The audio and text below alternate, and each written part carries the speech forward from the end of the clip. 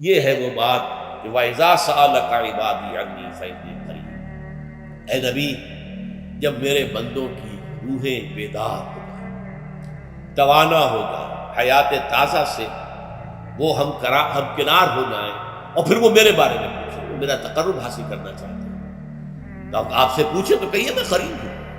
اجیب دعوت الداع اذا دعان، یہ ہے وہ دعا، میں ہر پکارنے والے کی پکار، ہر دعا کرنے والے کی دعا کو سنتا ہوں، قبول کرتا ہوں، جواب دیتا ہوں جہاں کہیں بھی مجھے پکار اذا دعان۔ اس میں در حقیقت وہ مفہوم آ گیا ہے there and then where ever۔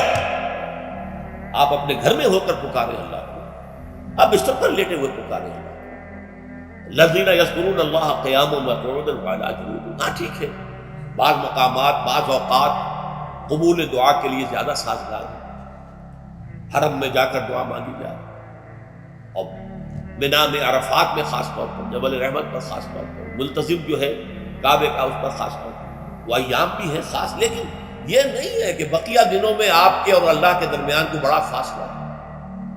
یہ سارا دنیا میں مشرکانہ نظاموں نے تصور پیدا کیا، اللہ تو دور ہے دور ہے دور ہے دور ہے، پاک ہے پاک ہے پاک، تم ناپاک ہو ناپاک ہو ناپاک ہو، اور تم تو بڑی پستی میں پڑے ہو، تم اللہ سے براہ راست ہم کلام نہیں ہو سکتے۔ کوئی درمیانی چاہیے، کوئی لنکس چاہیے، کوئی پجاری ہوگا، کوئی پروہت ہوگا، کوئی پنڈت ہوگا، کوئی پیر ہوگا، کوئی پادری ہوگا، کوئی پوپ ہوگا، اس کے ذریعے سے تم اللہ سے ہم کلام ہو، خود نہیں۔